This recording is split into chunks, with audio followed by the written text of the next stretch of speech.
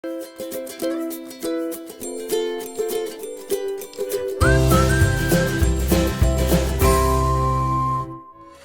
민족문제연구소의 공식 팟캐스트 내일을 여는 역사.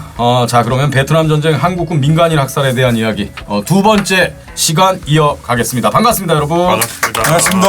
반갑습니다. 네, 진행을 맡고 있는 MC로 노기환이고요. 2부도 역시 계속해서 우리 김영환 실장 함께하겠습니다. 네, 김영환입니다. 반갑습니다. 네. 자, 2부에서는 폭리폭넛 학살을 각각 영화와 만화로 만든 두 분을 모셨습니다. 네, 먼저 우리 고경일 작가님부터 좀 자기소개해 주시기 바랍니다. 예, 안녕하세요. 풍자 만화 그리는 고경일이고요. 네. 창명대학교에서 디지털 만화 영상학과라는 그 학과 안에서 스토리텔링, 뭐 만화 연출 이런 걸 가르치고 있습니다. 감히. 네, 예. 교수님이시네요. 네, 교수님이십니다. 네, 만화 붉은 돌 단풍을 이제 쓰셨고요. 우리 고경일 작가님에 대해서 좀 김영환 실장 뭐 좀 덧붙일 말씀 있습니까? 예, 고경일 선생님 저희 연구소와 아주 오랫동안 작업을 같이 해오셨어요. 특히 저희가 하고 있는 야스쿠니 문제에 관해서 아주 오래전부터 이 풍자 만화를 통해서 네. 형성하는 작업을 같이 해오셨습니다. 야스쿠니 반대 공동행동에도 여러 차례 학생들 데리고 같이 하셨고요. 상명대학교 학생들을. 예, 작업도 많이 같이 하셨고 또 네. 미국에서 캠페인 한 적이 있었거든요. 그때도 같이 하셨고 아. 특히 최근에 뭐 세월호 문제를 비롯해서 계속적으로 역사 문제, 사회 문제 가서 현실 참여적인 작품들을 계속 하고 계시는 대표적인 작가십니다. 네. 네. 준비했습니까?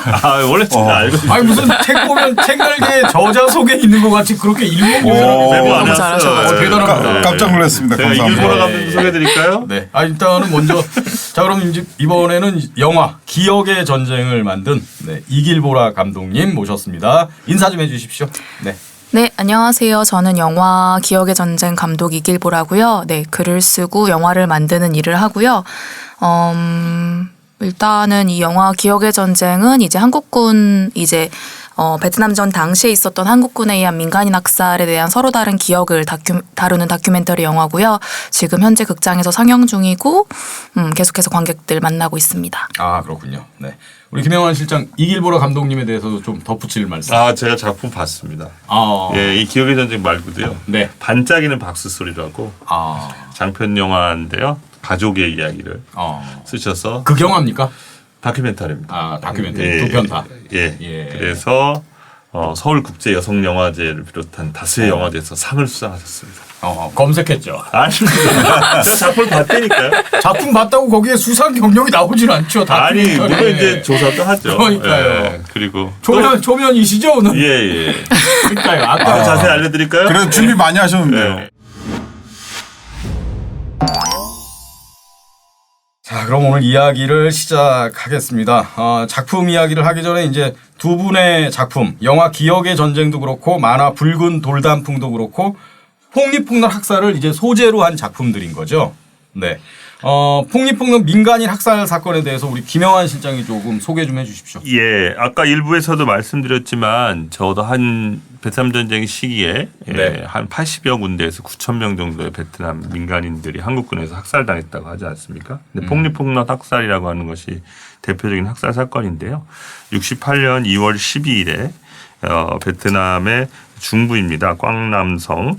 에서 꽝남성이면 우리가 그 많이 놀러 가는 다낭 있는데 그쪽에 호이안 있는데 그렇죠. 네, 맞습니다. 중부지방에 거기서 청룡부대에 의해서 해병대. 저질러진 학살입니다.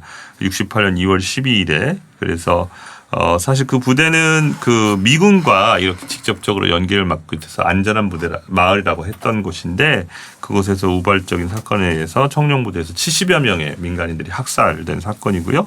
한겨레 신문에 계신 그 고경태 기자가 베트남전 민간인 학살운동 오래전부터 관심 가지고 취재했었는데 책으로도 내고 전시도 하고 그래서 이렇게 알려진 사건이고. 고경태 기자님을 통해서 많이 알려졌다. 예, 구수정 씨도 비롯해서. 우리 고경일 작가님하고 뭐 아무 상관이 없습니다.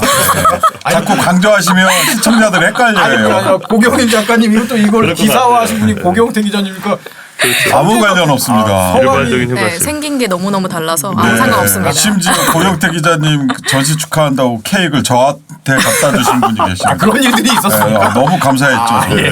네. 고경태 기자님도 국정 씨와 베트남전 민간인 학사 아주 오랫동안 같이 진상규명에 노력을 하셨는데 아까 일부에서 말씀드린 그 응우엔 티탄 예. 그 탄아주머니가 사실 뽕리뽕낫 학살의 피해자 직접적인 이시기도 합니다. 예. 그러니까 우리가 뭐 한국 전쟁 때 민간인 학살 하면 뭐 노근리 네. 뭐 이런 거 많이 떠올리듯이 네. 그 한국군의 베트남전 참전 때 민간인 학살의 상징적인 장소가 이 폭리폭넛이 된 그렇죠. 건가요? 미군에서는 밀라이라는 데가 유명하고요. 예. 한국군의 뽕리뽕낫 그 빈호와 이런 데 유명한 것들이 있습니다. 그렇군요. 아, 우리 김영환 실장이 뭐 설명해 준 얘기만 들었는데도 상당히 좀 듣기가 좀 불편합니다. 사실은 네. 솔직히 말씀드리면 네. 예. 우리나라 군대가 정말 무고한 다른 나라 민중을 학살했다는 얘기잖아요. 그렇죠. 사실 좀 마주 대하기 좀 불편한 그런 구석은 있습니다. 솔직히 말씀을 드리면. 자, 그럼 먼저 영화 얘기부터 좀 해보겠습니다. 영화 기억의 전쟁. 우리 감독님이 어떤 영화인지 좀 직접 소개를 좀 해주시죠. 네, 아까 말씀드렸듯이 이제 베트남전 당시에 있었던 이제 민간인 학살에 대한 서로 다른 기억들을 다루는 영화, 다큐멘터리 영화라고 말씀을 드렸는데요. 이 영화에는 굉장히 다양한 이제 기억의 주체들 그리고 기억의 모습들이 등장을 합니다. 일단은 이제 영화 주인공으로 등장하는 세 사람의 이제 기억들, 베트남에서 실제로 자기 가족들과 이제 정말 자기 친척들을 다 잃었던 사람들이 세 사람 등장을 하는데요. 첫 번째로 이제 응우엔 티탄이라는 이제 고경일 선생님의 만화에도 주인공으로 등장하는 이제 탄아주머니, 이제 여성으로서 등장하는 탄아주머니가 있고요. 두 번째로는 하미마을에서 학살을 당시에 봤었던 청각장애인인 딘껌이라는 아저씨가 등장을 합니다. 그래서 그 아저씨는 이제 자기가 봤던 학살을 온 몸과 이제 손짓과 발짓과 이제 그림으로 이제 그때 학살이 어땠는지를 증언을 하고요. 그래서 이 사람은 이제 청각장애인인 시선, 농인의 시선으로 이제 베트남 전쟁과 학살을 기억하는 주체고요. 그리고 세 번째 주인공은 이제 응우엔 럽이라는 인물로서 이제 하미마을 이라는 이제 하미마을이라는 곳에 이제 폭리폭넛과는 조금 떨어진 마을인데요. 그 마을에서 자기가 봤던 학살을 그리고 자기가 어머니에게서 들었던 학살을 이제 2세대로서 증언을 하고요. 그리고 이분 같은 경우는 전쟁 이후에 이제 한국군이 남겨놨던 어떤 지뢰 파편에 의해서 이제 나중에 시력을 잃으셨어요. 그런 기억을 가지고 있는 사람으로서 2세대로서 어떻게 전쟁을 기억하고 그것들을 한국 사람들에게 전해줘야 되는지에 대해서 얘기하는 이제 세 번째 인물이 있고요. 그리고 이제 영화 안에는 사실은 단순히 이제 기억의 전쟁이라고 하면 이제 많은 분들이 그럼 한국의 기억과 베트남의 기억이 이렇게 충돌하는 것이다라고 이렇게 예상을 많이 하시는데 아닙니까? 그 영화를 부분, 전혀 안 본 네, 저로서는 네. 그걸로 이해했는데. 그렇죠. 근데 저는 전쟁이라는 게 사실은 양측만 존재한다고 생각하지 않거든요. 그리고 기억에도 그렇고 사실은 그 안에는 굉장히 다양한 것들이 저는 있다고 생각하는데 가령 지금 기억의 전쟁을 하는 주체들이 이제 사실은 베트남에서 살아남은 사람들도 있고 한국에서 이제 어쨌든 가해를 했던 참전군인들 혹은 국가폭력이라는 어떤 프레임으로 보이는 국가도 있지만 저는 사실은 이 문제를 다 같이 기억해내고 어쨌든 그러니까 저는 이 모든 거에 어떤 책임 소지와 이런 것들이 양측에만 있다고 생각하지 않거든요.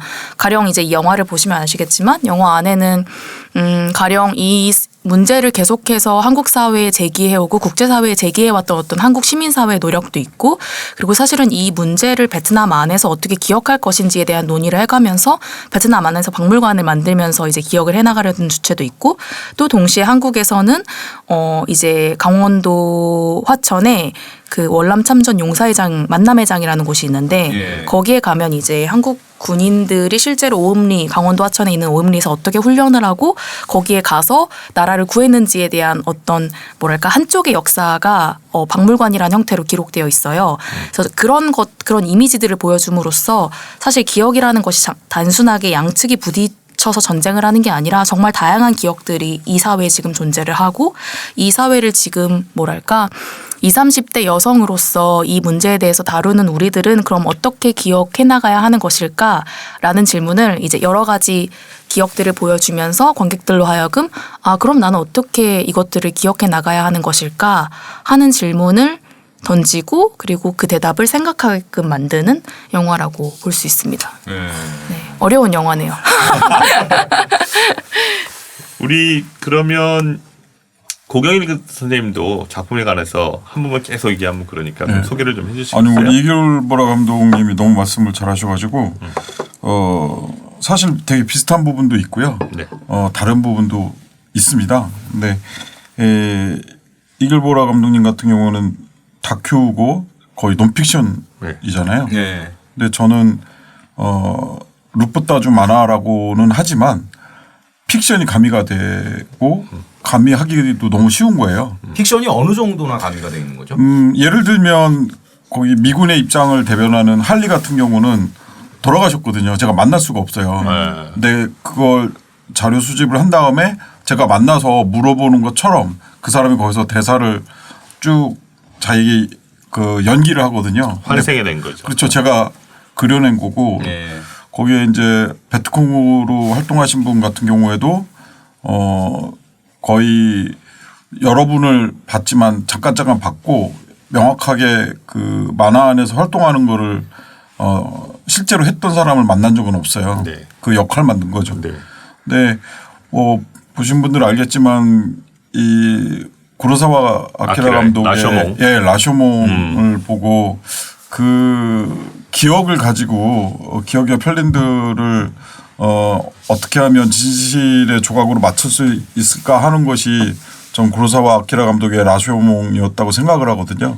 근데 이번에 이 작품을 하면서 그 구조를 그 극적인 구조를 갖고 오는 것이 아주 적절하지 않았을까라고 생각을 했고요. 그 이야기는 원래 이제 민간인 학살 지역에서 살아남으신 피해자이자 생존자인 타나 주머니 이야기도 하지만 그러니까 취재를 막 하다 보니까 너무나 많은 이야기들이 있는 거예요. 이글보라 감독도 계속 얘기를 하잖아요. 네. 저도 취재를 계속 만나면 그 취재원들을 만나서 이렇게 인터뷰를 하고 하다 보면 그분들은 자기가 필요한 그리고 자기가 원하는 것만 기억하시거든요. 그렇죠. 예. 따기를 때린 사람은 기억이 안 나도 맞은 사람은 기억을 하듯이 이런 부분들이 적절하지 못한 표현이긴 한데 되게 만화상으로 흥미로웠어요. 그런 부분들을 쭉 보여주기만 해도 제가 이겁니다라고 강조하지 않고 네. 그분들의 이야기만 쭉 보여주기만 해도 얼마든지 진실에 다가갈 수 있는 그리고 그 68년 2월 12일 날 꽝남성에서 뽕리뽕론에서 무슨 일이 있었는지를 그 조각을 맞출 수 있다고 생각을 했거든요. 결론은 재미없어 갖고 망했는데요. 그런 이야기입니다. 취재 얘기를 하셨는데 갑자기 저는 그런 생각이 드네요. 그러니까 이게 아까 제가 마주하기 좀 불편한 진실이다. 근데 취재하시면서 좀 이건 좀 힘들다. 이 심적으로 뭐 그런 거는 좀 없었습니까? 저보다 아마 이길보라 감독님이 훨씬 많을 거예요. 근데 저도 그 짧게 여러 번 이렇게 단체에서 가기도 하고 했었는데 뽕리뽕넛 마을에서 이제 가슴이 도려져서 발견된 시신이 여성이 있었어요. 이제 그때 살아 있었죠. 예. 근데 그 집에 제삿날에 가서 그 제사밥을 먹었거든요. 예. 매년 이제 2월 20일 이때 쭉 마을에서 그 학살이 이루어졌으니까 예. 여기저기에서 이제 연기가 올라요. 근데 제삿날이 같은 거죠, 그러니까. 그렇죠. 우리 4.3처럼. 네. 근데 가보면 전 이제 충남 당진이라고 전에는 아주 깡시골인데 그런 시골에서 자랐기 때문에 그 유교 그리고 가족 그리고 무엇보다도 제사가 엄청 중요했어요. 그래서 제사의 끝은 음복이잖아요. 네, 그렇죠. 그래서 아픈 사람 마을 사람까지 다 한 입 먹어야지 끝나요. 근데 제가 잘 모르고 있었어요. 그 베트남이라고 하는 나라가 얼마나 깊은 유교를 가지고 있고 역사와 문화를 갖고 있는지 우리보다 더 했으면 더 했지 절대 그 미개하거나 그런 나라가 아니라는 거예요. 지금도 엄청난 그 제사를 지내고 있고 엄청나다는 게 규모가 엄청나다는 게 아니라 그 예의를 다 갖추고 그 정말 아픈 사람까지 음복을 해야 끝나는. 근데 그분들이 이제 이 낯선 이방인을 맞아주시면서 정말 화도 날 테고 정말 끔찍하게 죽었잖아요. 그럼에도 불구하고 계속 이해를 해 주시려고 하는 모습들이 보일 때 정말 힘든 거예요. 차라리 욕하고 그러면 더 야, 섭섭할 텐데. 네 한국인 이 자식아 뭐 막 할 수도 있을 텐데 그 같이 음식을 나누는 게 너무 힘들었어요. 처음에 베트남 가시게 된 건 이 활동 호아빈의 리본이라고 지원하는 활동도 하고 있잖아요. 그 언제부터 그렇게 하시게 된 것입니까? 그 화합인의 리본은 지금 이철수 도종환 선생님이 예술가들 중심으로 오신 거죠, 중심으로 오랫동안. 했고 예. 거의 제가 알기로 한 17년 예. 됐을 겁니다. 예. 저는 나중에 저 같은 경우는 10년 넘게 거기에 예. 참여하고 계속 있는데요. 다니셨죠? 예. 한국에 뭐 워낙 많은 그 활동 단체들이 있고요. 거기에서는 한두 번 제가 갔었고 네. 구수정 선생님하고 주로 이제 평화기행을 많이 갔죠. 네. 우리 이길보라 감독님은 이제 영화 기억의 전쟁을 만들게 된 어떤 뭐 계기 같은 게 있었습니까? 좀 베트남 문제 같은 거에 좀 이렇게 관심을 갖게 된 어떤 뭐 계기. 일단은 이 베트남 전쟁이 되게 여러 가지 모습을 가지고 있다, 혹은 내게 굉장히 여러 가지 의미를 가지고 있다라는 걸 깨달은 순간 베트남에 가야겠다라고 생각을 하게 됐는데요. 일단은 저한테 어렸을 때 베트남 전은 이제 역사 교과서에 나오는, 이제 근현대사 파트에 나오는, 한국은 베트남 전쟁으로 인해서 막대한 경제적 이익을 얻을 수 있었고 그 이후에 이제 경부고속도로 건설과 어쩌고 저쩌고 하면서 한국 전쟁 이후에 이렇게 한국이 급성장하는 어떤 계기였다라는 그 파트를 기억을 했고요. 그리고 어렸을 때 제가 할아버지 집에 방문하면 저희 할아버지가 이제 월남전 참전 용사라고 자신을 굉장히 스스로 자랑스럽게 부르시는 분이셨는데, 이제 그 집에 놀러 가면 항상 이제 그 집에는 이제 베트남전 참전으로 인해서 얻은 고엽제 후유증으로 인한 어떤 훈장, 표창장, 대통령에게서 받은 어떤 표창장, 상장 같은 것들이 굉장히 자랑스럽게 걸려져 있었고, 저는 그것들을 보면서 굉장히 자연스럽게 자랐고, 할아버지가 그 전쟁에 참여해서 번 돈으로 저희 집은 사실은 살 수가 있었고 지금까지도 사실은 그 연금을 받으면서 살아가고 있는데, 이것과 그리고 제가 어렸을 때 교과서에서 봤던 베트남전과 그리고 나중에 20대 초반이 되어서 한국은 베트남전에 참전해서 많은 민간인을 죽였다라는 그 문구가 합쳐졌을 때 이게 뭐지? 라는 생각이 들었어요. 나는 내가 알고 있던 베트남전은 굉장히 다른 모습을 또 가지고 있었네 하면서 또 동시에 개인적으로 어렸을 때 베트남에 이제 여행을 오랫동안 다녔었는데, 학교를 그만두고 이제 동남아시아 여행을 다니면서 그 중에 한 국가가 베트남이었고, 제가 베트남에 갔을 때 저를 따뜻하게 맞아주던 사람들이 있었어요. 그리고 제가 한국에서 왔다는 이유만으로 한국 대단해 하면서 한류 열풍하면서 한국은 최고야라고 말해줬던 베트남 사람들이 있었는데, 이 모든 게 정말 다 다르다는 생각을 하게 됐고, 뭐지? 라는 생각을 가지고 베트남에 저도 가게 됐고, 베트남에서 실제로 평화기행을 다니면서 이제 고경일 선생님과도 평화기행을 한번 같이 한 적이 있었는데, 현장에서 그 기억을 정말 다르게 가지고 있는 사람들, 그리고 그 아픈 역사에도 불구하고 방문하는 한국 사람들을 굉장히 따뜻하게 맞아주시는 마을 분들, 또 동시에 따뜻하게 맞아주지 않을 때도 있었죠. 근데 그런 것들을 마주하고 나니까 정말 기억의 전쟁을 우리 모두가 하고 있구나. 특히 저 사람들은 정말 기억의 전쟁을 하고 있구나라는 생각이 들어서 영화를 만들어야겠다라고 생각을 하게 됐죠. 감독님 내부에서도 이제 기억의 전쟁이 있었던 거네요. 그렇죠. 네. 네.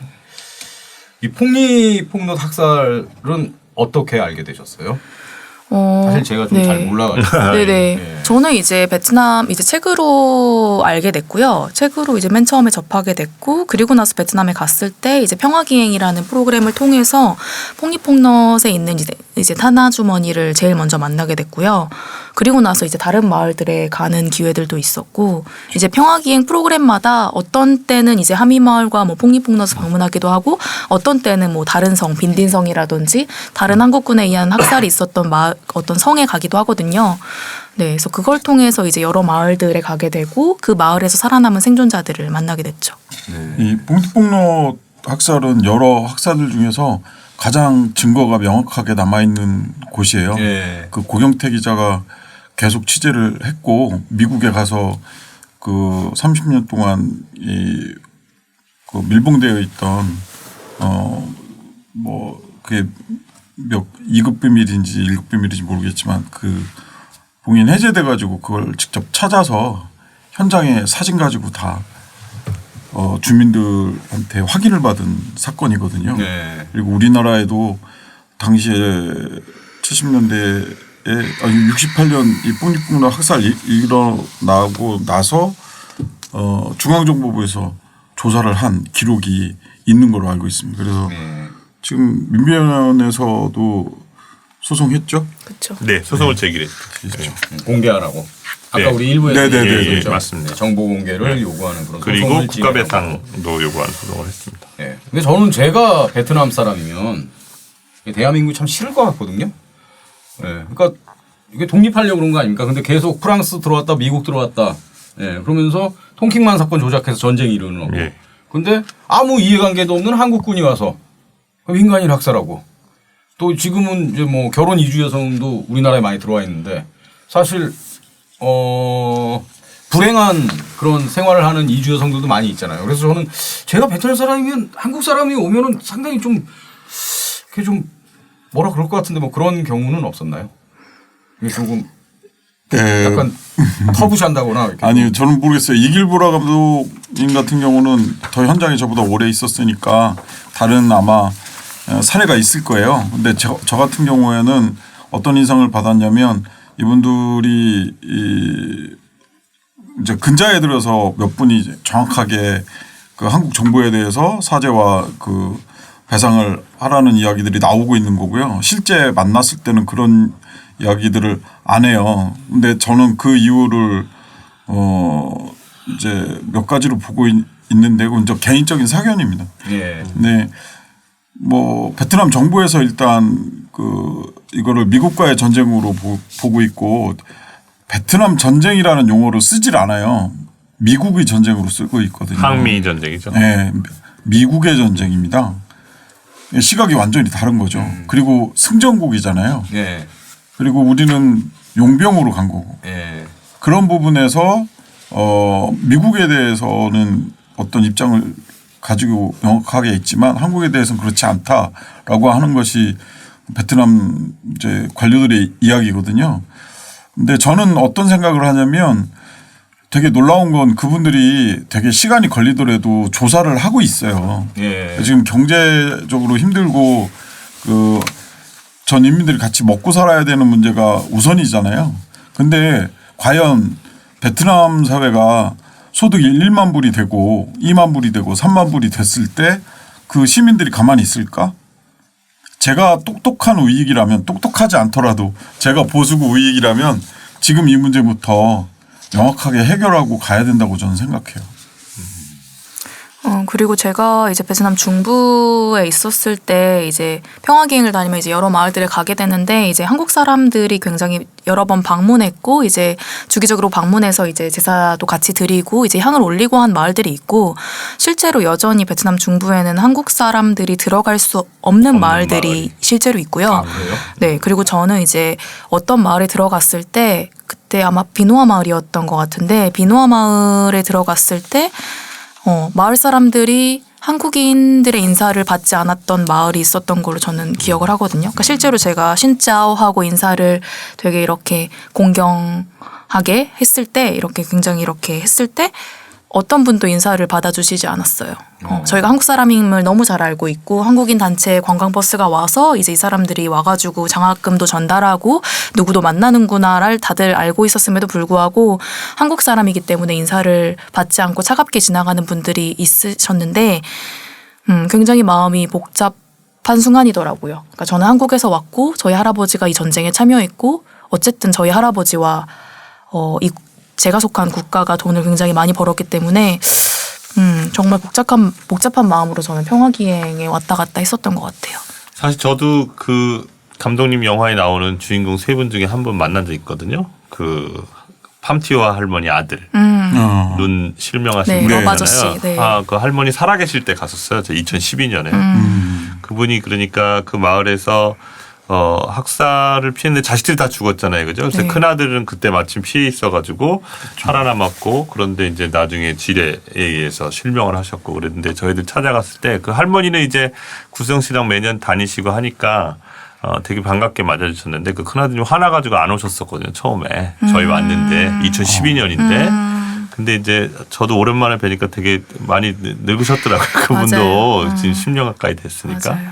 근데 그 할머니도 양쪽 다리를 다 잃으셨는데 네. 근데 그때 저도 기억에 남는 게 이제 그분이 나중에 큰아들이 오셔가지고 할머니가 부르니까 막 얘기하시고 하셨는데 그런 마음이 되게 자연스러울 거라고 생각을 하고 근데 제가 그때 제일 그 마음에 남는 게 언제 또 다시 온다고 약속을 할 수 있는 게 아니잖아요. 저희가 뭐 내년에도 또 오겠습니다. 뭐 다음에 맞아요. 오겠습니다. 이런 게 아니기 때문에 근데 할머니 돌아가셨어요. 그죠? 네. 그거 보니까 그런 마음이 들더라고요. 기억의 전쟁이 지금 개봉관에 있다고 말씀하셨잖아요. 네. 예. 어떤 극장에서 볼 수 있죠? 지금은 이제 독립예술영화 전용관에서 주로 볼 수가 있고요. 이제 네이버나 이제 영화 예매를 할 수 있는 포털 사이트에서 검색을 해보시거나 혹은 네. 이제 페이스북이나 트위터에 이제 시네마달이 저희 배급사인데요. 시네마달 SNS를 팔로우하시면 거기에 이제 시간표가 주중으로 올라와요. 그래서 그쪽에서 검색을 하셔서 영화를 보시면 되고요. 지금 또 VOD랑 IPTV를 통해서 인터넷으로도 네. 볼 수가 있어요. 그래서 지금 같은 코로나 시대에 그렇게 영화를 보는 것이 아마 가장 안전한 방법이 아닐까 싶습니다. 영화 볼 수 있는 방법을 가장 일목요연하게 말씀해 주셨어요. 왜냐면 제가 감독이거든요. 제가 강릉에 살고 있는데 네. 그 강릉 시네마테크가 있잖아요. 네네. 거기서도 지금 상영 중입니까? 상영을 했다가 종영한 걸로 알고 있어요. 저희가 2월 말에 개봉했거든요. 그러니까 저희가 코로나 대시대에 코로나 개봉을 하게 되면서 약간 우여곡절이 많았는데요. 원래는 이제 영화 네. 개봉하면서 탄화주머니도 초청해서 같이 영화도 같이 보고 이제 관객들도 만나고 국가배상 소송도 같이 진행하려고 이런 이벤트들을 같이 하려고 했었는데 코로나가 닥치면서 못 오시게 됐고 그러면서 이제 영화도 저희가 예정했던 개봉관들도 많이 축소가 됐어요. 그래서 영화 개봉하는 데는 좀 어려움이 많았지만 그래도 이제 찐 팬분들께서 굉장히 많이 영화를 보러 오시고 네. 또 이제 베트남에서도 탄화주머니께서 자기가 코로나 때문에 못 가지만 정말 오려고 끝까지 노력을 많이 하셨었거든요. 이제 상황이 너무 안 좋아지기 전에는 그래도 나는 한국에 갈 거다. 영화 만든 제작진들도 위로하고 한국 관객들 너무 만나고 싶다고 말씀을 해주셨는데 이제 코로나 상황이 좀 괜찮아지고 이제 자유롭게 왕래할 수 있을 때가 되면 꼭 오시겠다고 말씀하셨어요. 그래서 영화를 좀 먼저 보시고 나서 탄화주머니가 오시면은 같이 또 이야기할 수 있는 자리들을 만들어 보면 좋을 것 같습니다. 네. 뭐 포털에서 검색하시거나 이제 집에서 IPTV 같은 걸로도 다 보실 수 있으니까 네, 기억의 전쟁 좀 많이 보셨으면 좋겠고 작품을 잘 만들어도 많이 안 보면 소용이 없습니다. 네. 작품 그쵸. 잘 만들고 많은 대중이 좀 함께 해야 이게 더 큰 의미를 가질 수가 있는 거죠. 예, 그런 의미에서 붉은 돌단풍 많이 팔렸습니까? 이제 팔리기 시작했습니다. 예. 그럼 왜 이렇게 한참 있다 말씀하십니까? 오늘 방송 나가니까 불티나게 팔릴게요. 네. 출판사 어딘지 압니까? 이명환 실장. 출판사가 오감입니다. 오감. 네. 오감. 도서출판 오감. 오감. 네. 붉은 돌단풍. 만화이기 때문에 또 쉽게 우리가 접할 수 있습니다. 예, 많이 좀 사주셔서 읽어주시고 네, 한 50만 부 정도만 팔렸으면 좋겠네요. 네. 요새 50만 부 파는 50만 부. 괜찮으십니까? 뭐가 50만 질문이 부 있는데 고객 선생님 그 네. 붉은 돌단풍이란 제목 책 뒷부분에 나오긴 하는데 네. 지으신 특별한 이유가 있으실 것 같아요. 제가 지금 붉은 돌단풍 전에 네. 처음 그린 것이 아기진달래예요. 근데 이거 얘기하면 너무 스포일러 아닙니까? 아닙니다. 전혀 아니에요. 네, 전혀 아닙니다. 예, 그 정도로 재미있지가 않습니다. 괜찮습니다. 네. 아직 다듬을 게 많아가지고요. 근데 붉은 돌단풍은 제가 그런 제목을 지은 이유가 이게 전쟁 꼴 여성이 가장 큰 피해자인 거예요. 네. 지금까지 근현대사의 전쟁들을 쭉 살펴보면 제가 느꼈던 거는 어린 아이하고 여성이 큰 희생이 되는데 특히 남성 중심의 이 전쟁에서 여성을 전리품으로 그렇기 때문에 더 여성을 모독을 하기 위해서 뭐 그 어떤 성착취나 성폭행 이런 것들을 그런 것들이 만연하거든요. 네. 제 주제는 일괄되게 전쟁과 여성이에요. 그래서 아기 진달래도 그렇고 붉은 돌단풍도 그렇고 붉은 돌단풍 같은 경우는 여성인데 어떤 여성이냐면 바위나 아주 딱딱하고 오래된 그런 돌에 붙어갖고 생명력을 가지고 자라나는 꽃이거든요. 아. 단풍처럼 잎이 이렇게 이쁘게 되어 있지만 사실은 그렇게 그 무시무시한 생명력을 갖고 있는 이게 실제로 베트남 전쟁에서 여성 전사들이 엄청나게 활동을 많이 했고 어찌 보면 아시아에서 가장 그 남성과 여성의 평등 문제를 그 일상에서 문제 제기하고 뿌리내리게 한 것이 베트남 여성들이 아닌가라고 생각이 돼서 그런 제목을 붙였습니다. 감독님한테도 질문 하나 됩니까? 뭐 저한테 그걸 왜 물어봅니까? 그래서 좀 자유롭게 물어보세요. 아니 왜 제 허락을 받으려고 그러세요? 왜? 아니 그 감독님 그 영화의 되게 인상적인 장면이 아까 그 나오신 청각장애 가지신 분이 자막 없이 자기 피해를 그리고 설명하고 하시는 거 나오잖아요. 근데 이제 지난주에 기자회견 하실 때 발언하셨잖아요. 근데 네. 거기에서도 이제 주로 말씀하신 게 법의 언어를 잘은 모르지만 그 뒤에 있는 얼굴들을 기억해달라는 취지로 말씀하셨잖아요. 되게 감동 네. 저도 읽었는데 그런 분들에 대해서 거기 그 영화에서도 그렇고 그분들을 다룬 특별한 그런 게 있을 것 같아요. 그런 언어의 문제에 관해서 특히 전작에서도 그거에서 좀 설명 좀 해주시겠어요? 네. 네, 언어는 항상 저한테는 뭐랄까 이슈, 화두인 것 같은데요. 이제 저희 어머니 아버지가 이제 수어를 네. 사용하는 이제 청각장애인 농인이라고 스스로를 부르시고요.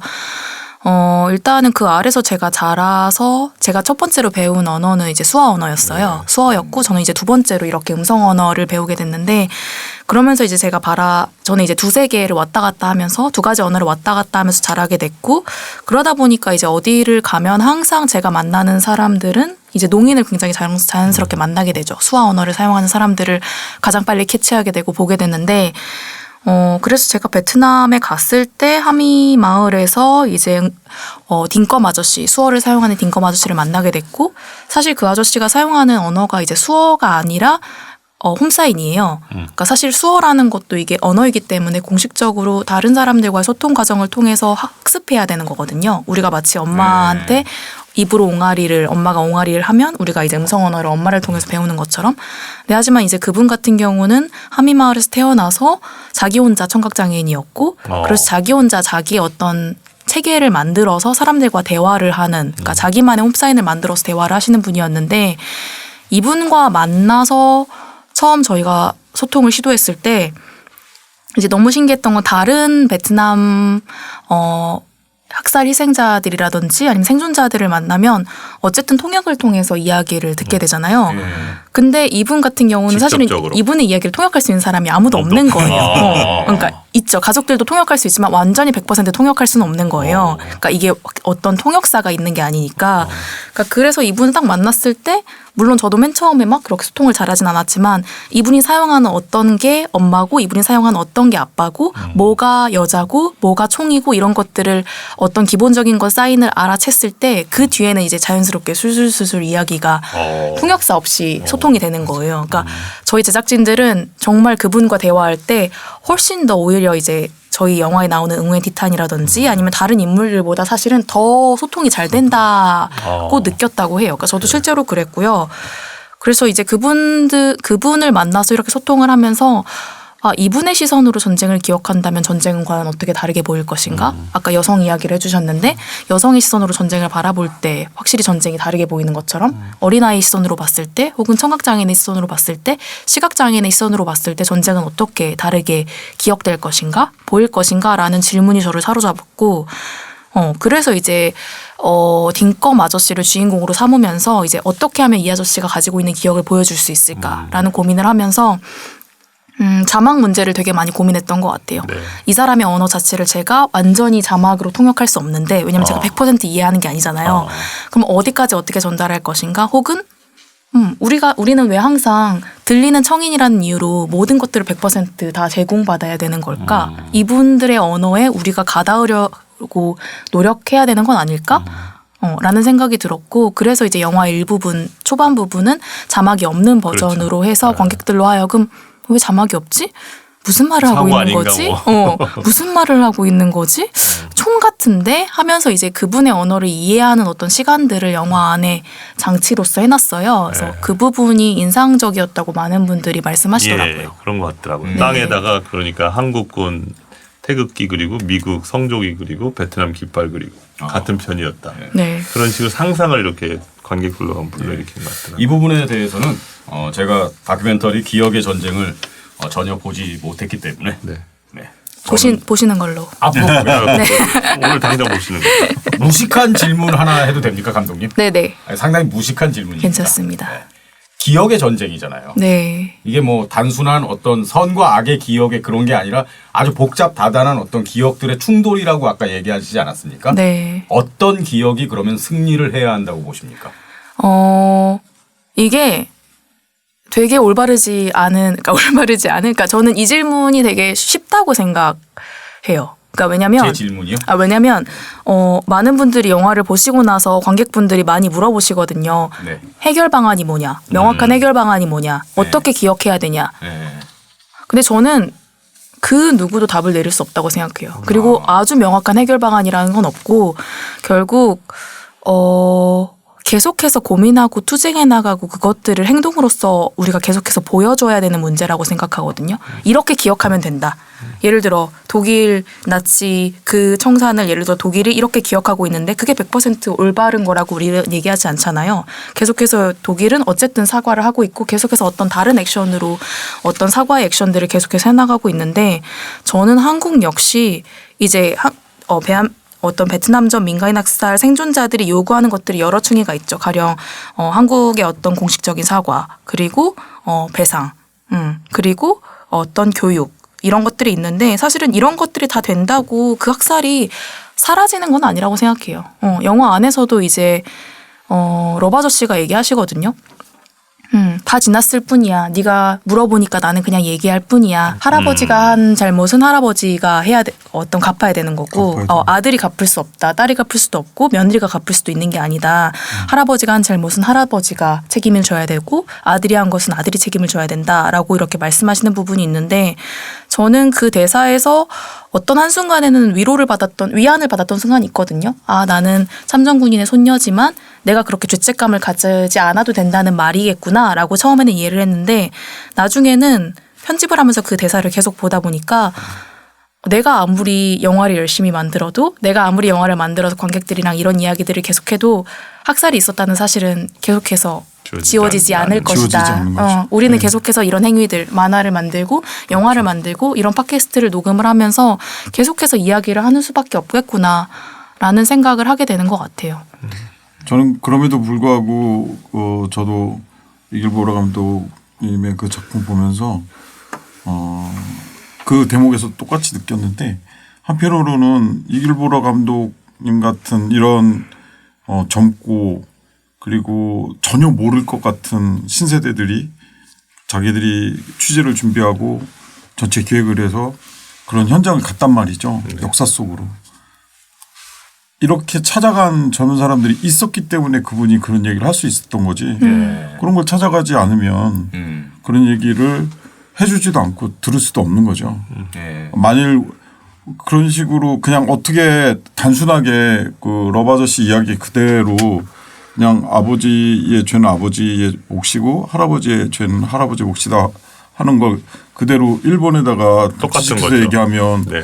일본 애들이 그럴 거 아니에요. 아베는 책임 없다 그런 거 같은 뭐 거죠. 아베는 전쟁 이후에 태어났고 우리들도 그런 거 배운 적 없는데 우리가 무슨 잘못이냐 그렇죠. 이렇게 나올 수 있다는 거죠. 근데 그런 뜻으로 이야기한 게 아니라는 거죠. 네. 그러면 우리 고경일 작가님은 어떤 계기로 작품을 통해서 근현대사 속으로 특히나 그 이제 역사의 피해자들 뭐 위안부 문제나 야스쿠니 또 제일조선인 문제 지금 이 베트남 민간인 학살 문제 이런 거에 딱 집중하게 되신 거예요? 결정적인 거는 일본에서 유학을 했고요. 유학 시기에 열받으셨군요.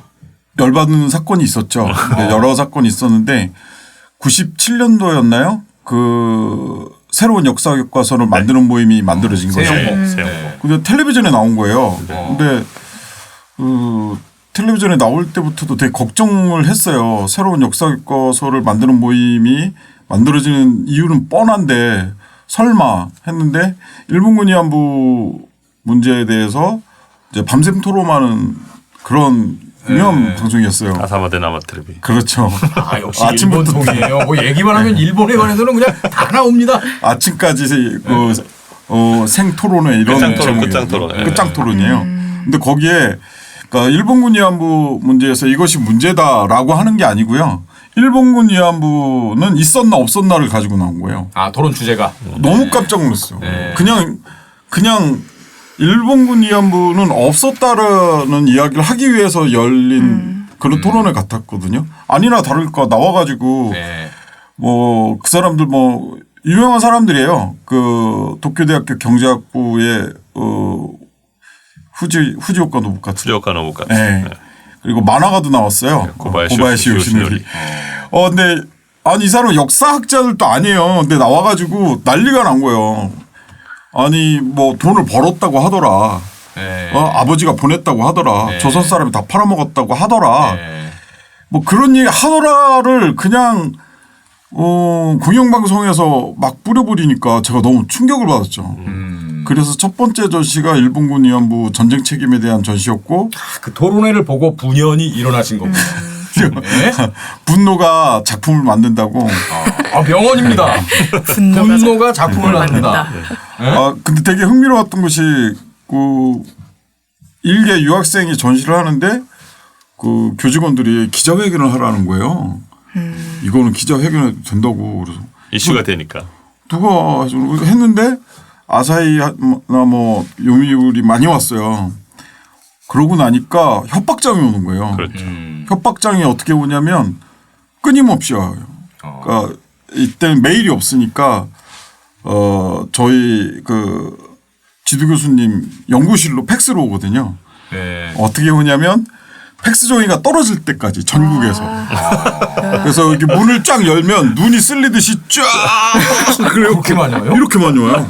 그렇게 막 보면은 유명하신 분이에요. 아니에요, 진짜 아니죠. 그 팬클럽이 그렇게 만들어져서 저를 이렇게 그러니까 가게 해주셨죠. 진짜 깜짝 놀랐어. 되게 할 일 없으신 분들이 되게 많구나. 약간 무섭지 않았습니까? 무섭죠. 전화도 오고 뭐 막 면도날도 보내고 하니까. 면도날도 보내고 되게 저 면도하라고 보내주신 줄 알고 감사하게 잘 썼는데 되게 좀 그 복지국가라서 노시는 분이 많구나. 깜짝 놀랐어요. 너무 많이 와가지고. 그러니까 아이돌 안티 팬들한테 이렇게 면도칼 같은 거 보내고 뭐 그런 거잖아요. 그러니까 그렇죠. 뭐 비슷한 거잖아요. 그러니까 저는 그거 보고 일개 그냥 유학생한테 이 정도로 그 협박을 할 정도면 그 안에서 살고 있는 우리 제일동포 우리 뭐 1세대 2세대 손조들은 얼마나 힘들었을까 이런 생각이 들면서 당연히 저의 작품이 이런 정치 권력의 문제 역사에 대한 문제로 갈 수밖에 없었죠. 그렇군요. 그러니까 일본 TV 프로그램의 그 역사 왜곡이 결국 분노가 작품을 만들게 해서 지금의 우리 고경일 작가님을 만든 거 아닙니까? 그렇죠. 근데 우리도 만약에 그런 일본처럼 이 베트남 문제에 대해서 그런 식의 무관심이나 왜곡을 하게 되면 분명히 베트남의 어떤 또 작가도 분노가 작품을 만들게 돼서 그러니까 우리가 일본에게 던지는 비판이 다시 우리에게 돌아오지 않게 우리는 행동을 해야 되는 거죠. 똑같은 거죠. 그래서 뭐 연장선상에서 그 감독님 작품에 역시 참전군인 얘기를 빼놓을 수가 없잖아요. 그 베트남 참전용사 만남회장 지금 이름이 바뀌었더라고요. 월남 용사 파병회장이라고 뭐 이렇게 이게 바뀌었더라고요. 어떤 공간입니까? 화천에 있다고. 네, 여기 강원도에서 우리 활약하신 MC님께서 저는 근데 제가 화천에 설명했다면 있는지도 몰랐어요. 저는. 화천군 간동면 오음리라는 데가 있습니다. 아, 오음리. 예, 거기가 베트남 파병할 때 네. 전국에서 병사들을 모아서 훈련을 시켜서 거기서 파병을 시킨 거예요. 네. 근데 이제 지자체들이 이제 뭐 여러 가지 먹고 살려고 하다 보니까 관광 상품을 개발하잖아요. 예, 예. 화천군에서 이제 거기에 착안을 해서 간동면에 이제 처음에는 베트남 참전용사 만남회장이라는 걸 만들었어요. 예. 그래서 거기에서 베트남의 현지에 뭐 구찌 터널 같은 거 사실은 몇 배 더 크죠. 엄청 커요. 엄청 크게 재현해 놓고 그리고 뭐 그 당시에 진지 예, 만들어 놓고 그다음에 막사 뭐 이런 걸 해놨는데 누가 가겠어요 거기를. 그러니까 뭐 서바이벌 훈련장도 만들어 놓고 맞아요. 경악할 일은 그 구찌 터널을 저도 이제 여러 차례 갔었는데 나오면 한국 군인이 화염방사기로 이렇게 총을 들이대고 있는 동상이 있고 베트남 사람들 무릎 꿇혀 놓은 동상도 맞아요. 있었어요. 아. 근데 거기를 누가 주로 가느냐면 맹호부대, 예. 백마부대 이럴 때 갔던 군인들이 거기서 동창회 하더라고요. 옛 전우들이 모여서 그리고 방명록도 그 부대별로 있어요. 그리고 거기에 이제 당시에 군인들이 쓴 편지도 있는데 그 유명한 지만원 씨가 예. 눈물 흘리며 베트남에 쓴 편지도 전시되어 있었습니다. 뭐라고 썼습니까? 고국에 계신 어머니 저는 나라를 위해서 열심히 싸우고 있습니다. 그게 전시되어 있었어요. 실제로. 계속 싸우시지 돌아오셨어요. 그러니까 그랬는데 이제 참전 아니, 근데 군인들 아까 그 조형물 동상 그런 건 예. 그 강원도에 결혼 이주 여성들도 많은데 베트남에서. 그러니까요. 아니 그 여성들이 보면은 마음이 어떻겠습니까? 아니 여기 저 베트남 사람이랑 같이 그렇죠. 갔었다니까요. 예? 그 프로 경악을 했었죠. 근데 이제 그 영화에서 이제 뭐 참전군인들 얘기 중요하잖아요. 그 분들을 촬영하면서 느끼셨던 어떻게 보면 뭐 할아버님 얘기일 수도 있는데 그거에서 좀 얘기를 해주셨으면 좋겠어요. 그러니까 의도를 설명했습니까? 촬영 의도를 이런 작품이 나올 것이다. 일단은 저희 영화 안에서는 이제 되게 동등한 비중으로 이제 참전군인들을 인터뷰하진 않았고요. 이제 저희 영화 안에서 참전군인들이 등장할 때는 이제 응우엔 티탄이라는 이제 주인공이 한국의 방 안에서 이제 증언을 하러 다닐 때 그때 반대 시위를 반대 하던 시위하는, 참전군인들을 이제 현장에서 인터뷰하고 현장의 모습들을 담은 영상들이 이제 영화 안에서는 보여지고요. 어떤 분들은 이제 아까도 얘기했듯이 두 주체의 어떤 기억의 전쟁이라고 생각했을 때는 이제 동등하게 이렇게 다뤄야 되는 거 아니냐라고 말씀을 하셨는데 저는 이제 영화 안에서 중요하다고 생각하는 건 이제 서로 다른 기억들을 보여주는 것이었기 때문에 그 어떤 기억의 주체들의 어떤 무게들 혹은 비중들을 똑같이 다루려고는 하진 않았고요. 그래서 이제 영화 안에서는 참전군인 분들이 이제 난 학살하지 않았다. 나는 민간인 학살한 적이 없다. 나는 양민들을 구했다라고 이야기를 하시는 부분들이 나오고요.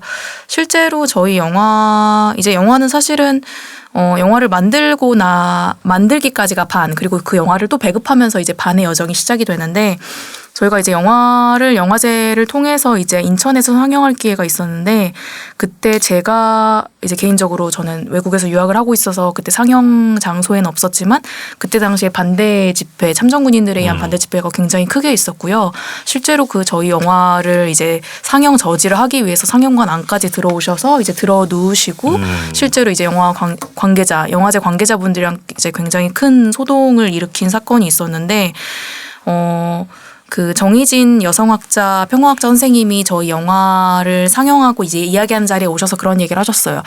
이 영화 기억의 전쟁은 이제 베트남전 당시에 있었던 한국군에 의한 민간인 학살을 보여주는 영화가 아니라 실제로 지금 2020년, 2019년, 2020년의 한국 사회가 이 민간인 학살을 어떻게 기억하고 있는지를 보여주는 영화라고 코멘트를 하셨거든요. 그러니까 실제로 이 영화가 어떻게 만들어졌고 이 영화가 어떻게 상영되는지 자체가 정말 기억의 전쟁을 볼 수 있다. 지금의 한국의 현주소를 볼 수 있다라는 얘기를 해주셨는데 그것들을 이제 영화를 배급하는 과정에서 네 저도 같이 배우고 있고 실제로 마주하고 있습니다. 네.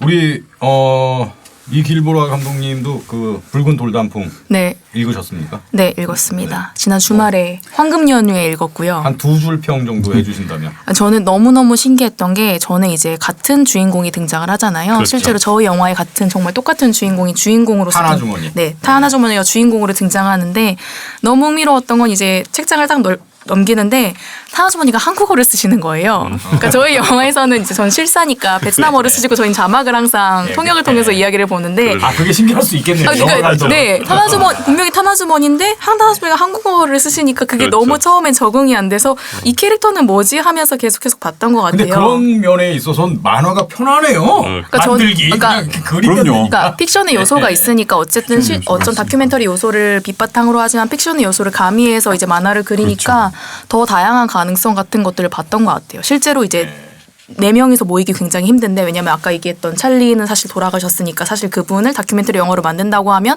뭔가 픽션의 요소를 가미했어야 됐는데 그것들을 이제 만화라는 공간 안에선 픽션이라는 요소를 가미하면서 또 다른 어떤 장면들을 만들어낼 수가 있으니까 네. 저한테는 이제 이야기를 만드는 사람으로서 아 픽션을 가미하면 이런 것도 가능하구나 라는 생각들을 하게 됐던 것 같아요. 네. 그럼 별 5개 중에서 몇 개 주시겠습니까? 저는 왜냐면 되게 어렵네요. 별점. 저희는 되게 친한 사이인데 저희를 굉장히 어렵게 만드는. 네, 저는 네. 뭐지? 만화 마지막에 오타가 조금 있더라고요. 아하. 왜냐면 저는 글 쓰는 사람이라서 오타를 중요하게 여기는. 저도 찾았어요. 네, 임지연 오타. 교수가 이수연 교수로 돼 있는 게 하나 있다. 맞아요. 네, 그래서 4개 드려도 될까요? 네. 와, 그리고 고경 선생님은 와 영광입니다. 이브라 감독님 작품 어떻게 보셨는지 말해. 두 줄 평. 예, 아니요, 이거 좀 길게 해야 돼요. 아, 고소해 네. 주세요. 예, 예. 예. 일단은 한 줄로 얘기하면 젊은 사람이 만든 아주 오래된 설렁탕이다. 이렇게 말씀을 드리고 싶고요. 영화를 보시면 되게 오랫동안 찍었어요. 되게 오랫동안 준비하고 찍고 어려운 일도 많았고 그런데 우리가 설렁탕을 찾을 때 꼭 되게 역사 오래되고 예. 막 굉장히 오래된 할머니가 이렇게 손으로 만든 걸 찾잖아요. 지금 약간 배고프시죠? 아니요. 배도 고프셨죠. 다. 근데 그러다 보면 예. 젊은 사람이 어떤 무엇을 할 때 우리는 몇 살이야?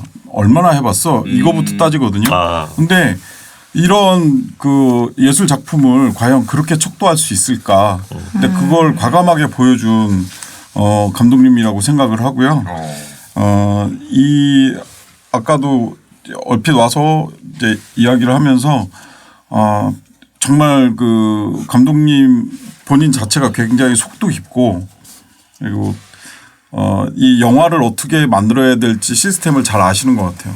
이거 차분하게 준비하면서 하는 것들을 보면서 저도 많이 배웠습니다. 아 예. 별점은요?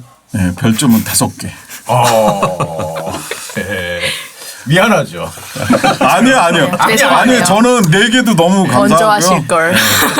사실은 뭐 어제 술 먹다가 친구한테 욕 되게 먹었거든요. 왜요? 만화를 왜 그렇게 만들었냐고. 그게 어제였어요? 네. 비난당한 게 어제였어? 오타도 막 나오고 그래서 되게 충격 먹었는데 그러니까 저는 제가 이거를 취재를 해서 그러니까 내용이 형식을 규정한다고 하잖아요.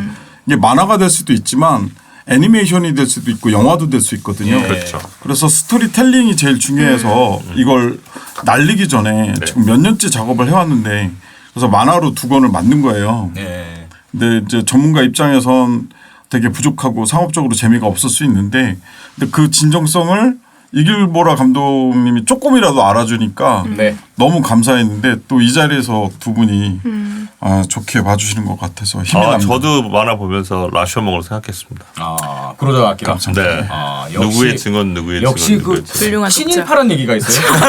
좋아하는 감독도 일본 감독. 뭐지? 일본 얘기만 나오면 뭐 척척 봤다. 이거 어떻게 해명할 겁니까? 일본을 알아야지. 그렇죠. 우리 또 동아시아 평화를 위해서 예, 예. 일본의 시민으로 연대해야 되지 않겠습니까? 자 어쨌든 그 붉은 돌단풍의 그 오타 문제는 네. 우리 고경일 작가님의 잘못이 아니라 도서출판 출판 오감, 오감. 그 편집진의 실수인 걸 여기서 밝혀두는 바입니다. 근데 그 뭐지? 저는 정말 중요하다고 생각하는 게 말씀하셨듯이 저희가 평화기행을 같이 다녔거든요. 네. 평화기행 같이 다니고 거기에 이제 굉장히 많은 이제 기자님들도 계시고 기자가 각자 분야에서 활동하시는 분들이 굉장히 많았는데 저는 이제 같이 작업하는 창작자로서 굉장히 좋은 건 그때 같이 기행을 다녔던 사람들이 그 기억을 그냥 기행의 어떤 기억으로 날려버리는 게 아니라 그걸 자기 작업으로 만들어서 계속 관객들 혹은 독자들과 소통하려고 하고 그 이야기를 어떻게 하면 이제 고경일 교수님은 어떻게 어떻게 하면 이거를 영화로 만들 수 있을까, 애니메이션으로 만들 수 있을까 고민을 하시는데 이걸 어떻게 하면 계속 다양한 매체로 관객들과 만날 수 있을까를 고민을 하는 게 같이 기행을 다녔던 기행단으로서 멤버로서 네. 되게 감사하고 대단하다고 생각하는 것 같아요. 네. 두 분 저기 서로에 대한 칭찬은 카톡으로 해주시고요. 알겠습니다.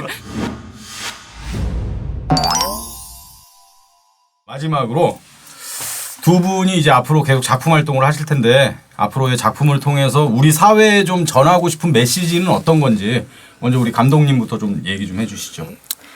일단은 저는 계속 다큐멘터리 영화를 만들고 글을 쓰는 일을 하고 있고요. 이제 다음 영화 작업으로는 우리의 몸이라는 이 다큐멘터리 영화를 준비를 하고 있는데 재생산권과 여성의 몸에 관한 다큐멘터리 영화고요. 이제 짧게 설명을 하자면 이제 로그라인으로 나는 낙태를 했다. 우리 엄마도 낙태를 했다. 우리 할머니도 낙태를 했다. 그런데 왜 우리는 이거에 대해서 함께 나눌 수 없을까? 라는 질문을 가지고 다큐멘터리 영화를 만들고 있고요. 이제 한국 여성의 몸 안에서 실제로 어떤 일들이 벌어졌는지, 그리고 그 안에서 여성의 몸들은 어떻게 훈련되어져 왔는지, 그리고 우리는 그 기억들을 어떻게 가지고 살아가는지를 이제 다큐멘터리 영화로 만들려고 하고 2022년에는 보실 수 있을 거라고 생각을 하고요. 긴 작업을 다시 하고 있고 저는 이제 여러 가지 매체를 통해서 작업을 계속 하는데 저한테는 계속해서 제 주변에 있는 이야기들, 저의 이야기들, 엄마 이야기, 할머니 이야기, 엄마 아빠 이야기가 저는 가장 소중하다고 믿어요. 그리고 그 이야기들이 발화되어야 된다고 생각하고요. 그래서 그런 것들을 계속 역사적 맥락에서 어떤 사회적 맥락에서 어떻게 하면 이렇게 결합해서 같이 얘기할 수 있을까를 고민을 하고 있습니다. 그래서 결국 한국 사회에 던지고자 하는 메시지는 기억을 통해서 부조리한 게 있으면 함께 고쳐가 보자. 뭐 이런 식으로 정리할 수 있을까요? 아닌 것 같아요. 아닌 것 같아요. 정리 잘못했네요. 우리 김영환 실장이 한마디로 좀 정리 좀 해주세요. 네. 지금 갑자기 저한테 넘겨. 저도 갑자기 한 거 아닙니까 지금? 저는 땡처리 받으니까. 감독님 그 보면서 뭐라 해야 되나 가장 일상적인 것이 정치적인 것이다 이런 말이 있잖아요. 멋있어. 그러니까 첫 작품을 보세요. 네. 반짝이는 박수 소리를 보시고 어떻게 보면 또 이제 궁금증이 남는 것도 있는데 감독님이 그 할아버지께서 네. 파병한 저도 작은 아버지가 월남 갔다 왔어요. 근데 저도 한 번도 물어본 적 없거든요. 그러니까 그 어떻게 보면은 그 우리들의 삶이 그분들의 삶 위에 있는 거잖아요, 사실은. 그런 것들을 좀 생각하게 되는 것이 아닌가라고 생각합니다. 좀 맞습니까? 네, 동그라미 쳐드릴게요. 맞습니다. 너무 편해하는 거 아닙니까? 저도 한 50점 정도는 되잖아요. 네. 우리 고경인 작가님은 앞으로 이제 계속 작품 활동을 통해서 뭐 어떤 메시지를 좀 던지고 싶으세요? 뭐 제가 갑자기 그 요즘 인기가 있는 뭐 BL이라든가 보이스러브 뭐 이런 만화를 그릴 수는 없잖아요. 아무리 돈이 잘 벌린다고 하더라도 예. 비엘이 뭐예요? 저는 예? 몰라요. 요즘 고개 끄덕이고 있어요. 30대 여성이 제일 많이 예. 페이를 해서 보고 있는 만화 장르예요. 네, 저는 이렇게 한마디로 이야기를 하고 싶은데요. 코로나19 코로나 바이러스는 백신이 나올 수 있지만 예. 역사의 바이러스는 백신이 나오지 않는다. 오늘 왜 이렇게 명언을 많이 어록을. 하시지? 아까 분노가 작품을 만든다에 이어서 어록을 준비하셨네. 역사의 백신은 나오지 않는다. 나오지 않는다. 왜냐하면 이건 끊임없이 반성하고 끊임없이 되돌아봐야 될 문제지 이게 답이 딱 떨어져 가지고 한 번에 나와버리는 게 아니거든요. 역사에 백신은 없다. 그럼요. 오, 명언 제조기. 예. 그래서 앞으로도 제가 작품을 한다면 그러니까 이게 사람들이 많이 물어봐요. 너 그게 한국군이 그렇게 싫으냐? 이렇게 얘기하고 제가 뭐 야스쿠니 작업하면 일본이 그렇게 싫으냐? 저기 주변에 무식한 친구들이 많으신가 봐요. 네, 맞습니다. 많은데 결국엔 이글보라 감독님이나 저나 이런 역사 문제를 작품으로 하는 이유는 이거는 가장 보편적인 상식에 위배가 되는 문제잖아요. 일본이 싫어서가 아니잖아요. 우리 그렇죠. 한국군이 싫어서가 아니고 예. 역사회화로서는 백신이 없다고 제가 말씀드렸잖아요. 예. 예, 우리가 계속 늘 기억하고 고민하고 항상 이 문제를 같이 나눠야 된다고 생각을 해서 앞으로도 이런 작품을 계속 하게 될 것 같습니다. 네. 민족문제연구소에서 응원하겠습니다. 네. 자, 오늘 이제 방송 좀 마쳐야 될 것 같은데 우리 김영환 실장 뭐 덧붙일 얘기 있습니까? 예, 그 베트남에 저도 그때 이제 학살지를 둘러보고 너무나 답답해서 막 하루에 그 중부에 모여 있으니까 증오비 한 서너 군데 보고 나면 막 머리가 터질 것 같거든요. 막 그런데 그날 밤에 담배 무지하게 네, 밤에 이렇게 가는데 한진이라고 쓴 컨테이너가 지나가더라고요. 이렇게. 그리고 현재 이제 경제 협력 지금 더 나아졌게 많이 밀접하게 관계가 있다고 하죠. 그리고 또 베트남 하면 우리 박항서 감독만 기억하잖아요. 그렇죠. 근데 베트남 사람도 피해자들은 오늘도 그 50년 전에 죽어간 가족을 기억할 거 아닙니까? 그 사람이 없어진 사람이니까. 그래서 저는 한국 분들이 많이 지금 베트남으로 여행을 많이 가는데 다낭이나 호이안이나 나트랑이나 이런 데가 다 그 민간인 학살지거든요. 한 군데라도 그런 것들을 좀 둘러봤으면 좋겠다고 생각이 들어요. 예. 네. 그리고 화천에 있는 한번 월남 파병용사 만남회장도 한번 가보시는 것이 이 전쟁에 대해서 우리가 어떻게 기억해야 되는지 좋은 시사점을 주지 않을까 이렇게 생각을 합니다. 네. 자, 2부에 걸쳐서 베트남 전쟁 당시에 한국군의 민간인 학살을 비롯한 뭐 불법 행위에 대해서 좀 알아봤습니다. 오늘 작가 두 분 모셔서 함께 또 이야기를 나눴는데 영화 기억의 전쟁 그리고 만화 붉은 돌단풍 꼭 한 번씩 좀 감상하시기를 권해드리겠습니다. 함께해 주신 우리 청취자 여러분 감사드리고요. 오늘 또 고경일 작가님 또 이길보라 감독님 두 분 고맙습니다. 네. 자, 우리 청취자 여러분 다음 시간에 또 만나겠습니다. 고맙습니다. 감사합니다.